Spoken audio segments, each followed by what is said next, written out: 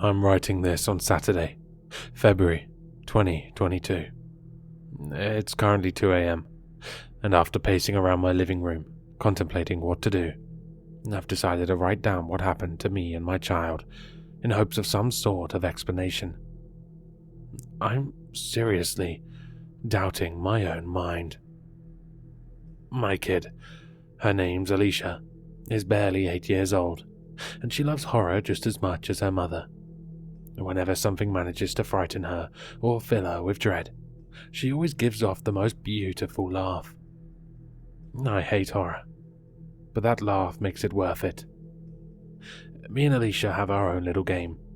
We call it night walks. It's just like it sounds.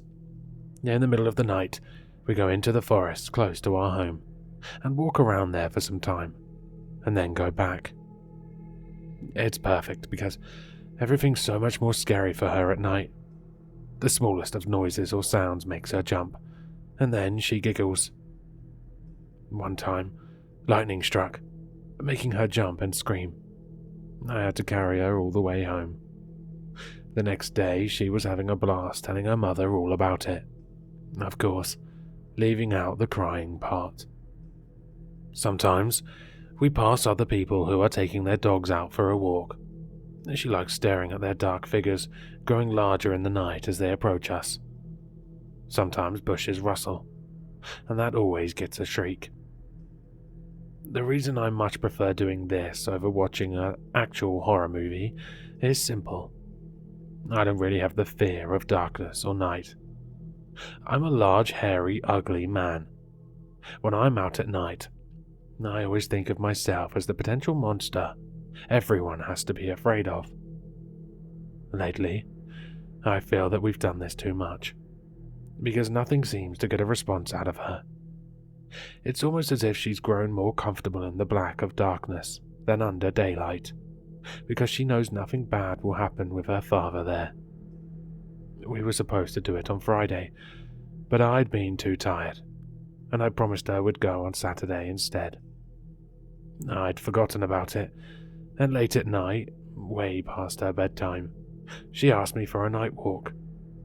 Truth be told, I didn't want to do it, but I'd promised, and she had no problem pointing that out.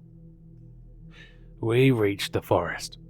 The large bark trees blocked out the light coming from the moon, making the forest look a lot darker than it actually was. The path turned from concrete into dirt, and there were a few lights that had been put up. But they were weak, and some of them broken and not functioning. Alicia was skittish by the time we got there, and she basically ran into there. Usually, this would be fine.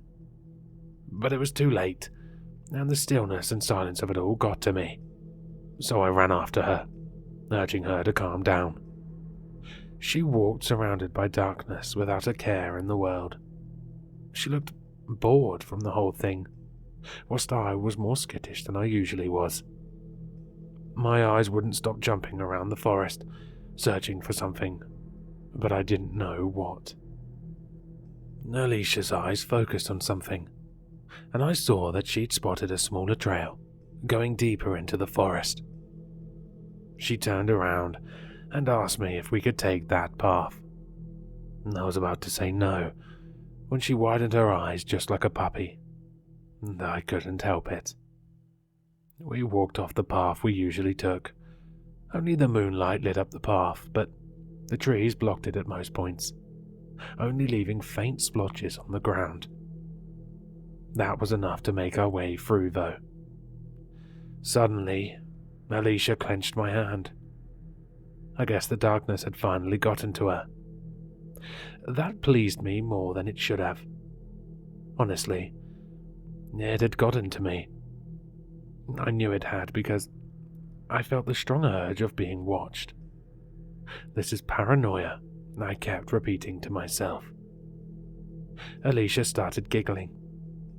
She'd suddenly stop and gasp, and then start giggling again. The giggles grew, slowly louder until she was laughing at the top of her lungs like a madman, with wide eyes and shaking hands. Honestly, I found the scene a bit disgruntling. But she seemed to be enjoying herself. "What's so scary?" I asked. "Nothing, but he's so funny." The word hit up against my ears like spikes. My stomach clenched, and I furrowed my brow. What exactly was she talking about? I looked, really inspected the area around me, wondering just who it was she spoke about. But I couldn't spot him. This had to be a joke, I concluded. "Really? What's he been saying?" I said, trying to play along. "He's been saying the scariest things." "Like what?" "How he'll rip my tongue out and shove it down my eyeballs, and how good my legs are going to taste down his throat, and how his tongue is going to lick my face like a dog, and how he'll kill you too, in front of me. Really, really scary, honestly." She clenched my hand. I stared at her, bewildered. She must have come up with that herself. Or was there really somebody talking to her? Could it be one of her imaginary friends? One that embodied all the horror she'd watched? She'd made a point of losing them last year, but maybe she kept one of them. Otherwise, there really was something here. "We're going home," I said to her, breaking her concentration with a point in the darkness, as if she was holding eye contact. "He's right there." She pointed into the darkness. I looked right there, squinted my eyes, but I couldn't see a thing. "He's got a really big smile." The pit in my stomach grew. I grabbed her hand, and we started walking back the way we came from. Alicia seemed a little bit angry at this, but her jerking and pulling is nothing to my grip, and that fact scared me. After a while, she calms down. "He says you smell nice." "Wait, one more time?" "Like amanita." I said nothing. "He says he wants to tickle me." That comment turned my fear into rage. I stopped and turned around, face red. "That's enough. Tell your friend to come out." She turns and looks into the darkness.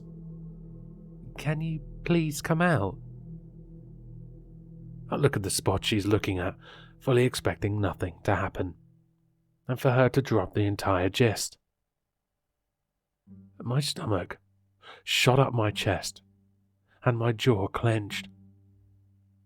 A man, almost my size, with skin as pale as the moon, and dressed in a ripped-up suit, walks towards us, and his hair is completely messed up, and his eyes sparkle in the moon, wide as pebbles, staring right at me, smiling, as if he's seeing an old friend. I pulled Alicia behind me. "Hey," he said. "Your daughter has a delightful sense of humor." "I'm warning you. Piss off," I said. "Don't be mean to him." Alicia clenched my hand. "He's a nice guy." "I told you he wouldn't like me," he said to Alicia. "People don't get us. How about this? If you take another step away from me, I'll kill you both." He held a pebble in his hand. He clenched, and when he let go, there was only dust. Alicia giggled. "Come here, Alicia," he said, wiggling his finger. She tries to walk towards him, but I hold her back. He walked up to us. Every part of me was telling me to run, and every part of me was telling me to stay with Alicia. He got down on his knees, and his face was only inches away from Alicia's. His lips were blood red. "Do you want to see something really scary?" he said. "Sure." At once, a crack ran from the edges of his mouth out to the end of his cheekbones, and his mouth spread wider and wider. Many different rows of sharp teeth showed, some with bits of flesh and blood still left inside. The mouth grew so wide that it surrounded Alicia's head. She shrieked like she'd never done and passed out. His mouth snapped back into its original form. He laughed whilst I stood there, frozen in shock. "You know, usually I just rustle a bush a bit, or massage her heels.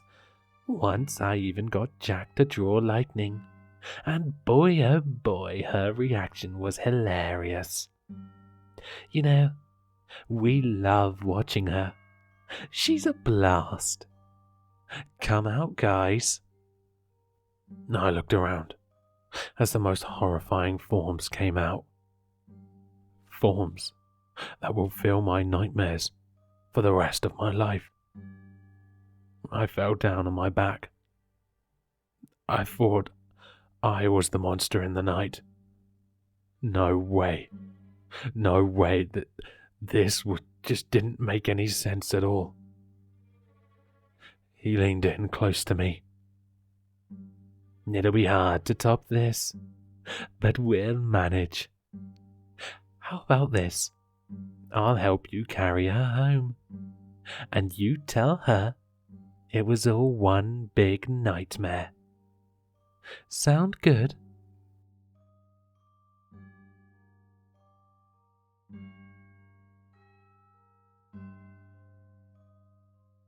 Hello, sinister listeners. If you've enjoyed this story, then you'll find all the author's information in the description below. For more content, be sure to like, comment, and subscribe to succumb to the sinister.